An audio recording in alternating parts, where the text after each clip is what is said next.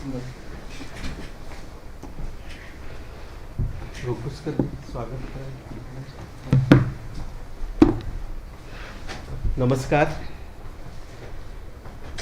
स्वातंत्र्याचा अमृत महोत्सव या अंतर्गत ज्यांच्या प्रेरणेने आम्ही हा उपक्रम सुरू केलेला आहे त्या जिल्हाधिकारी आर विमला मॅडम या ठिकाणी आलेले आहेत आणि 7 पुष्प ज्यांच्या बळावर आम्ही एक म्हणजे सुंदरसा एक हार त्या 7 पुष्पांचा झाला आहे आणि एक पुष्प त्यांचंही याच्यामध्ये असावं अशी आम्ही त्यांना विनंती केली होती.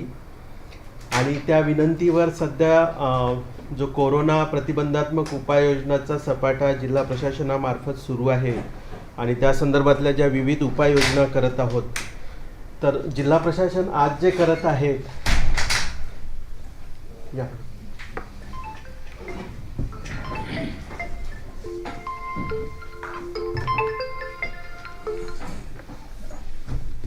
जिल्हा प्रशासन आज ज्या मोठ्या प्रमाणात उपाययोजना करत आहेत अशा पद्धतीच्या उपाययोजना स्वातंत्र्योत्तर काळामध्ये मोठ्या प्रमाणात झालेल्या आहेत आणि प्रशासन प्रत्येक वेळेस अशा पद्धतीची जी महामारी येते त्या महामारीमध्ये कार्य करण्यासाठी सिद्ध झालेले आहेत.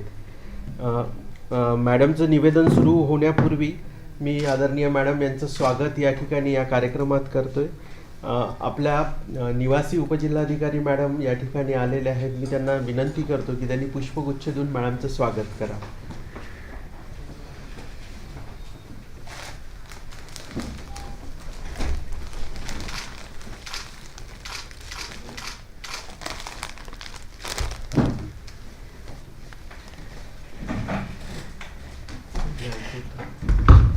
द्यायचं मॅडम. राज्य शासनामार्फत स्वातंत्र्याच्या अमृत महोत्सवानिमित्त 2 वर्ष जनसेवेची महाविकास आघाडीची ही पुस्तिका माहिती जनसंपर्क महासंचालनालयाने तयार केली आहे. मी RDC मॅडमना विनंती करतो की त्यांनी मॅडमला ही पुस्तिका द्यावी. मी मॅडमला सांगू इच्छितो की ही पुस्तिका आम्ही आता सगळ्या अधिकाऱ्यांपर्यंत आणि बहुतेक पदाधिकाऱ्यांपर्यंत पोहोचवण्याचा प्रयत्न करणार आहोत. आणि यानंतर मी मॅडमला विनंती करतो की मॅडमने आपल्या निवेदनाला सुरुवात करावी. आजचा आपला जो विषय आहे स्वातंत्र्योत्तर भारत व साथरोग नियंत्रणात प्रशासनाची भूमिका.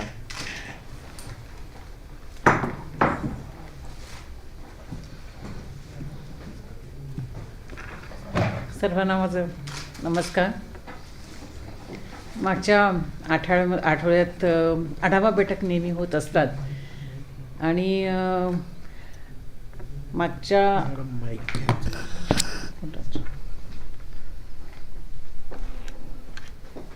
आढावा बैठका नेहमी होत असतात आणि मागचं जेव्हा आढावा बैठक झालं तेव्हा पालकमंत्री महोदयांचं तोंडातून एक शब्द निघाला होता, मी सुरक्षित, माझं नागपूर सुरक्षित. आणि तेव्हा मला असं वाटलं की मला आपल्यासोबत ह्या विषयावर बोलायला पाहिजे. कारण काम करत असताना जिल्ह्याचं मी असं ऑब्झर्व केलेलं आहे की खरं तर आपण आपल्या सुरक्षिततेबाबत अनभिज्ञ आहोतच आणि फार कॅज्युअलसुद्धा आहोत. मला असं वाटलं की माझी जबाबदारी आहे आणि माझं कर्तव्यही आहे ही जाणीव करून द्यायला आपल्याला की ही जी जबाबदारी आहे सुरक्षिततेची ही शासनाचीच नाही, आपलीसुद्धा आहे. शासन आपल्या परीने मदत करते, विचार करते, अनेक पावलं उचलते ज्यामध्ये आपण सुरक्षित राहू शकतो. मला असं आठवत आहे, स्तब्ध होते. म्हणजे अशा प्रकारची शुकशुकाट मुंबईत मला असं वाटतं मी पहिल्यांदाच पाहिली होती. सगळ्या रस्ते बंद झाले होते, कोणी बाहेर निघत नव्हता. आपल्या मनामध्ये एक भयाचं भीतीचं वातावरण होतं. कारण अशा प्रकारची अशा प्रकारची जी बिमारी होती आपण कधीच त्याच्या अगोदर पाहिलं नव्हतं, एक्सपिरियन्सही केलं नव्हतं. आणि त्यामुळे त्यासाठी औषधोपचार करणं, त्यासाठी त्याप्रमाणे त्याच्यासोबत कशा प्रकारे औषधोपचार, त्याचं नियंत्रण कसं करावं हे प्रशासनाच्या समोर खूप मोठा एक आव्हान होताच. आणि ते प्रशासनाने हळूहळू भले एक्सपेरिमेंट्स करून, विविध औषधोपचार करून, अनेक तंत्रज्ञानाचा वापर करून डॉक्टर्सचा उपयोग घेऊन, टास्क फोर्सची मदत घेऊन हे आपण विविध पल्ले गाठलेले आहेत आणि त्याच्यावरनं मात करून भले आपल्याला अनेक लोक दगावायला लागलेले आहेत, त्याच्यामध्ये माझे पण खूप जवळचे व्यक्ती होते, परिवारातले व्यक्ती असेल किंवा कुटुंबातीलच्या व्यतिरिक्त मित्रमैत्रिणी असतील किंवा खूप जवळचं सांगितलं तर आपल्या सगळ्याच्या ओळखीचे सुद्धा असू शकतात. डॉक्टर नीला सत्यनारायण ज्या आपल्या अतिरिक्त मुख्य सचिव होते आणि महाराष्ट्र राज्याचे स्टेट इलेक्शन कमिशनर होते. तर अशा अनेक असे थोर व्यक्ती आहेत, त्यांना सगळ्यांना आपल्याला गमावं लागलं.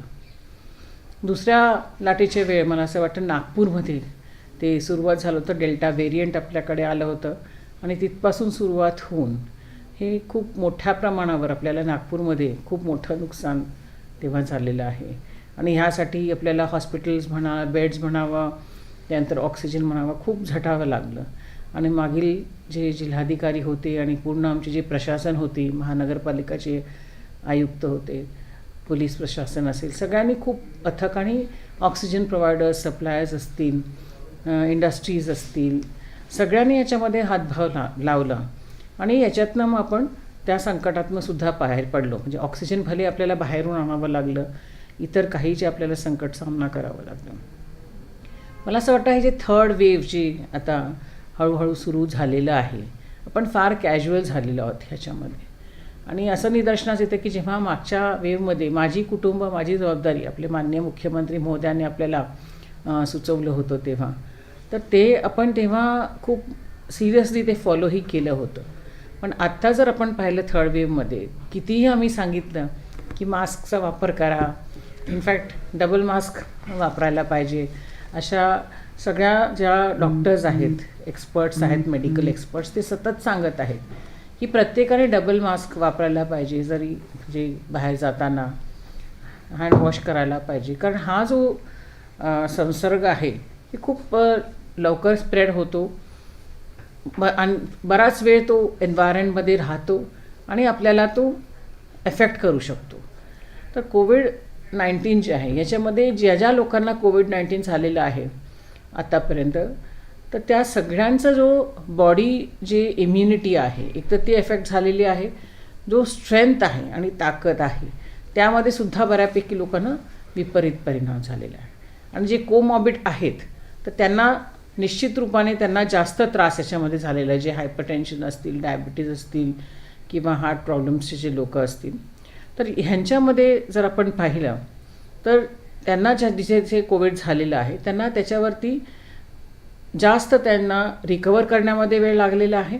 आणि रिकवर झाले तरी पूर्वीपासून जे स्ट्रेंथ होती, जे त्यांचं काम करायची शक्ती होती, त्यामध्ये निश्चित रूपाने त्याचा विपरीत परिणाम झालेला आहे. तर अशा परिस्थिती मला असं वाटतं की जेव्हा आपण थर्ड वेव्हबद्दल बोलत आहोत किंवा आत्ता जे आपण सामना करत आहोत, ह्याकडे आपण कटाक्षाने लक्ष ठेवून केअरफुल राहणं हे फार महत्त्वाचं आहे. आणि मी सुरक्षित, माझा नागपूर सुरक्षित, हे जे आपण विचार करत आहोत ते योग्य प्रकारे होणं मला असं वाटतं आपण जर केलं तर हे चांगल्या प्रकारे होऊ शकेल. आणि ह्या आशेनेच मी आज आपल्यासोबत बोलत आहे. जागतिक महामारीच्या संदर्भात जर आपण पाहिलं तर 2 ते 3 अशा खूप साथी आलेल्या आहेत. जेव्हा प्लेग आपल्याकडे सगळ्यात पहिलं 1857च्या 1300 जी लाट होती त्या 500 वर्षाच्या सुमारास, इसवी सन 542ला ती जी एक लाट आली होती आणि त्याच्यानंतर 1347च्या आसपासची आली होती. आणि लोकांना याच्यामध्ये खूप मोठ्या प्रकारे त्याचा त्रास झाला होता आणि त्यांना सहनही करायला लागलं होतं. त्याच्यानंतर आपल्याकडे क्षयरोग जे आहे ते मोठ्या प्रमाणे आपल्याकडे त्याचा परिणाम पण लोकांवर झाला होता. आणि जेव्हा रॉबर्ट कॉखने वॅक्सिन ह्याच्यावरती शोध घेतला होता त्याच्यानंतर आपण ह्याच्यावर नियंत्रण करू शकलेलो आहोत. आणि पण आत्तासुद्धा जर आपण पाहिलं तर ट्युबरक्युलोसिसवर आपण आजही लढत आहोत. म्हणजे 100% याच्यावर कंट्रोल झालेलं नाही. जो आपण प्रयत्न सुरू आहे आपलं की TBवर कंट्रोल करावा, पण बऱ्यापैकी लोकांमध्ये क्षयरोग आजही आहे. आणि शासन खूप मोठ्या पद्धतीने प्रयत्न करत आहेत की लोकांच्या आयुष्यातनं हे रोग जायला पाहिजे.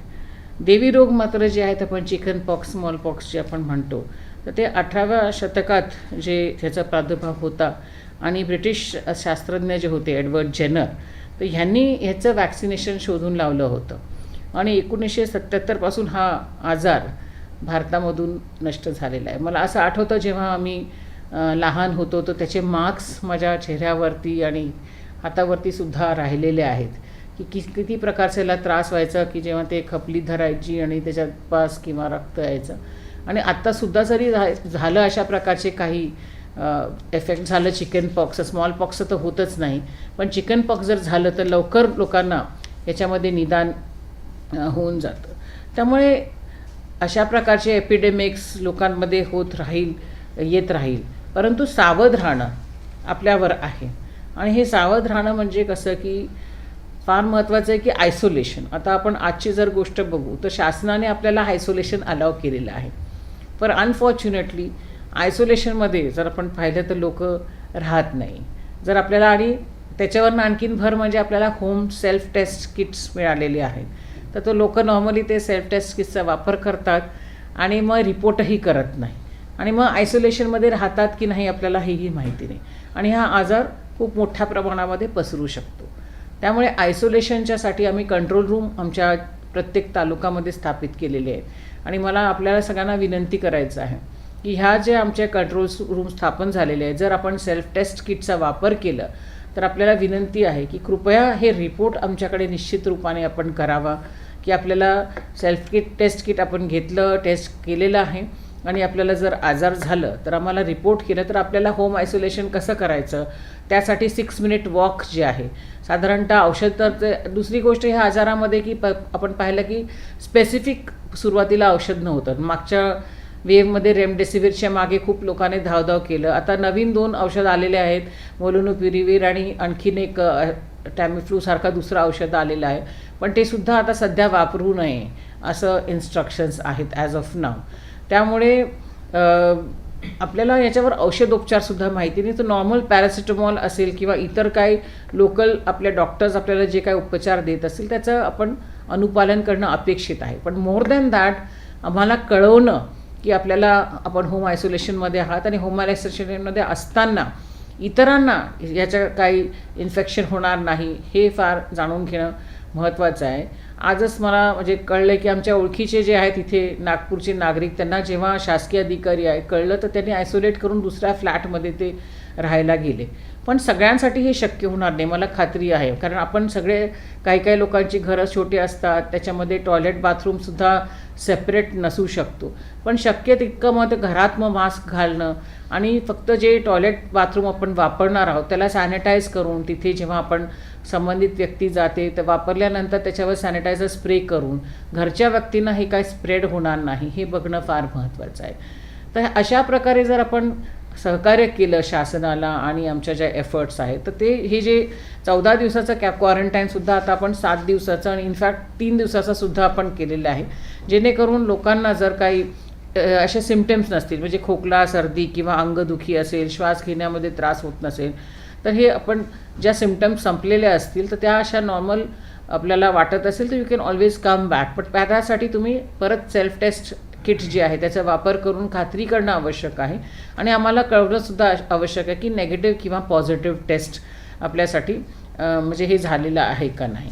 मागच्या लाटेमध्ये जे काय अरेंजमेंट्स आहेत, व्हेंटिलेटर्स असतील, ऑक्सिजन असतील, बेड्स असतील, तर आजच्या घटकेला साधारणतः 700 मेट्रिक टन म्हणजे ज्या वेव्हमध्ये मागच्या वेळेमध्ये इतकी ऑक्सिजनची वणवण इथे होती की आपल्याला मिळत नव्हतं, आता त्या उलट आजच्या परिस्थितीमध्ये साधारणतः 700 मेट्रिक टन आणि 125 मेट्रिक टन जे पूर्ण महाराष्ट्रामध्ये कुठेच नव्हे, फक्त नागपूरमध्ये आपण असं स्थापित केलेलं आहे मेंटल हॉस्पिटलच्या तिथे असं आपण सुसज्ज आहोत की ऑक्सिजन सगळीकडे आहेत, PSA प्लांट्स आपल्याकडे आहेत, हॉस्पिटल बेड्ससुद्धा पुरेशा प्रमाणामध्ये आहे.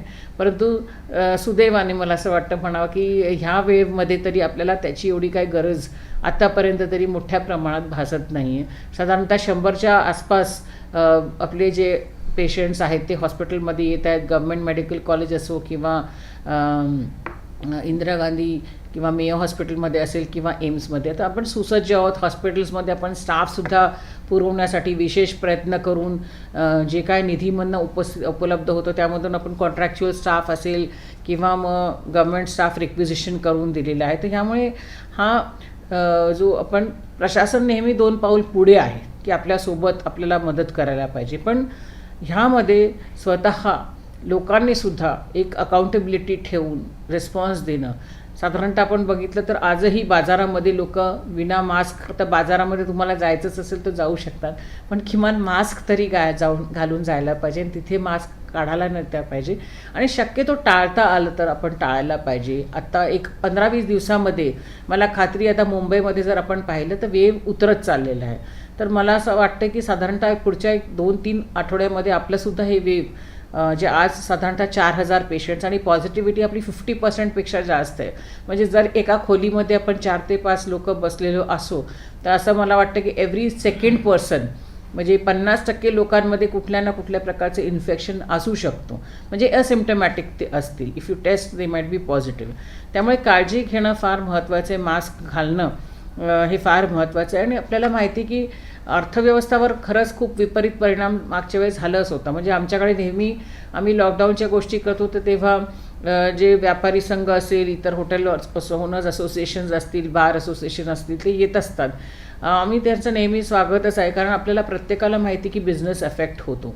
पण ज्याप्रमाणे आपण बिझनेस अफेक्ट होतो ह्याच्याकडे काळजी घेतो त्याप्रमाणे लोकांचा जीव एफेक्ट होणार नाही हे पण फार महत्त्वाचं आहे. म्हणून जे ट्रेडर्स आहेत, दुकानदार आहेत, आपण जर बघतो तर सर्रास दुकानदारसुद्धा अनेकदा मास्क घातलेले नसतात, सॅनिटायझर ठेवलेले नसतात किंवा दुकानामध्ये जे लोक येतात त्यांना मास्क घालणं किंवा सॅनिटायझर वापरावं आग्रह करत नाही. तर जशा प्रकारे आता लॉकडाऊन झालेलं नाही, वी हॅव बीन फॉर्च्युनेट की आपण ते अवॉइड करू शकलेलो. तर हे मास्क घालणं, सॅनिटायझरचा वापर करणं दुकानामध्ये हे फार महत्त्वाचं आहे.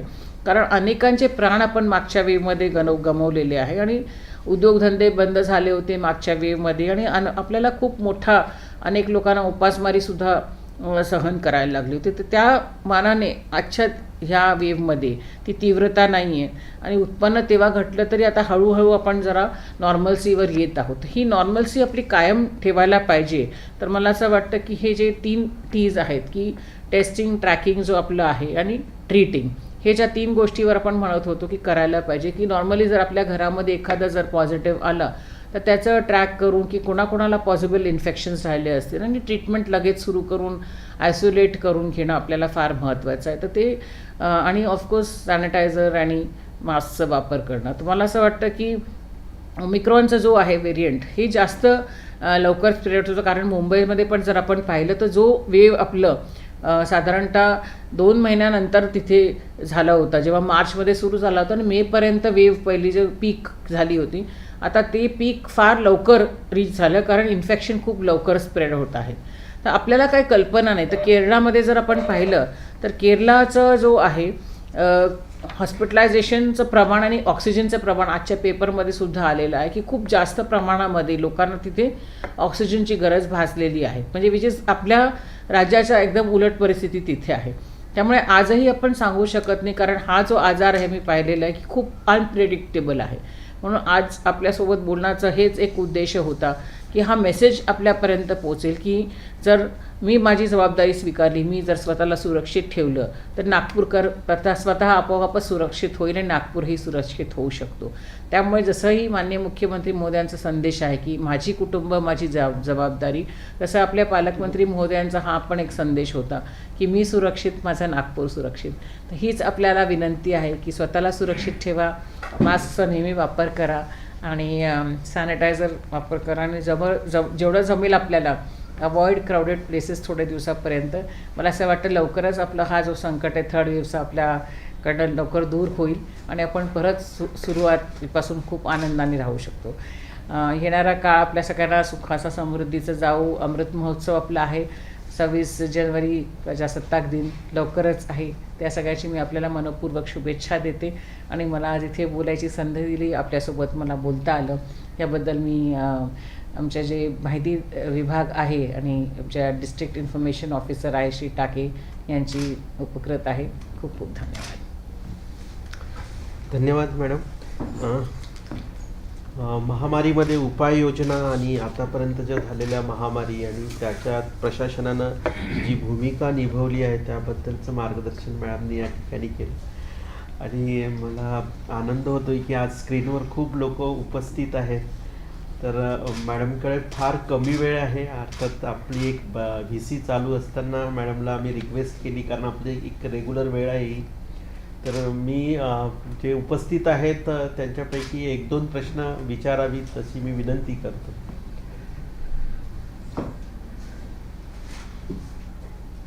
प्रश्न विचारू शकता. सर माझा आवाज येतोय व्यवस्थित? होय होय विचारा, आपण प्रश्न विचारा.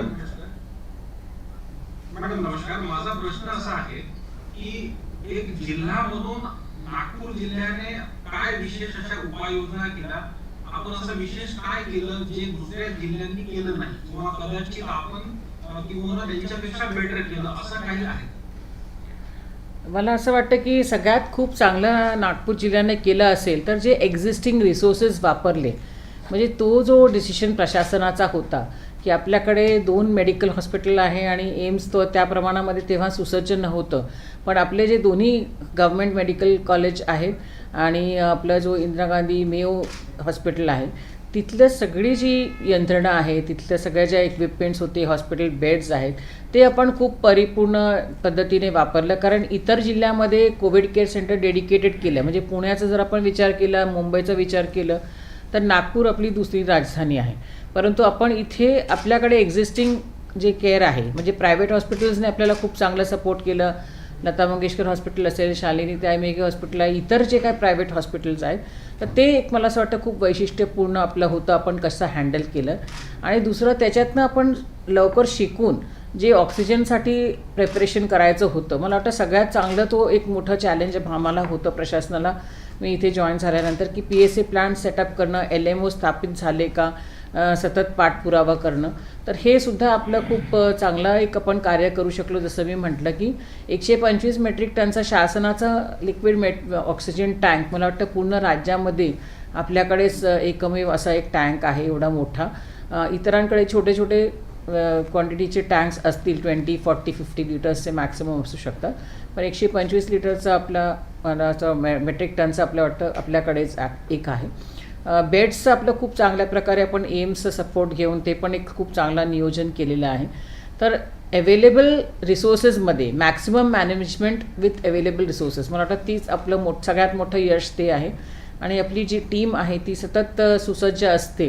वॅक्सिनेशनचं जरी आपण बघितलं तर खूप आपल्या टीम्सने प्रयत्न केले आहे. महानगरपालिका क्षेत्रामध्ये आपण ऑलरेडी 100% झालेलं आहे. तर ह्या माध्यमातून पुन्हा मी ते राहून गेलं होतं सांगायला आपल्याला की सेकंड डोस ज्यांचे ड्यू आहेत, 2 लाखाच्या वर लोक आहेत, तर त्यांनी आपला सेकंड डोस घ्यावा. आणि बूस्टर डोससुद्धा आता सुरू झालेला आहे, तर ते बूस्टर डोससुद्धा लवकरात लवकर लोकांनी ज्यांना ड्यू आहेत त्यांनी घ्यावं आणि आपल्याला प्रोटेक्ट करावं. तर ह्या ज्या स्टेप्स आहेत प्रशासनाचे, मला असं वाटतं हे जास्त आपण इफेक्टिव्हली चांगलं काम केलेलं आहे. आणखी कोणाला विचारायचं?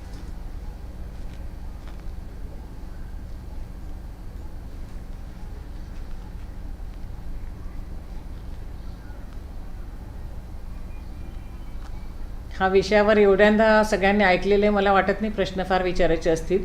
हे विचारायचे प्रश्नाचं इथे नाही, हे करायचं आहे. Don't think about it, don't talk about it, just do it. That is the most important. मला वाटतं be accountable to yourself. I think that will be the most important thing. आजचं जर आता मी काय जे आपल्याशी बोलले याचं जर मला फलित जर बघायचं असेल किंवा मिळायचं असेल तर हे करण्यामध्येच आहे, बोलण्यामध्ये आणि विचारण्यामध्ये नाही, एवढंच मी सांगेन.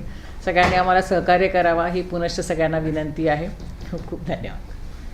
धन्यवाद सगळ्यांचं. या ठिकाणी RDC मॅडम विजया बनकर मॅडम उपस्थित झाले आहेत, त्यांचंही मी आभार व्यक्त करतो.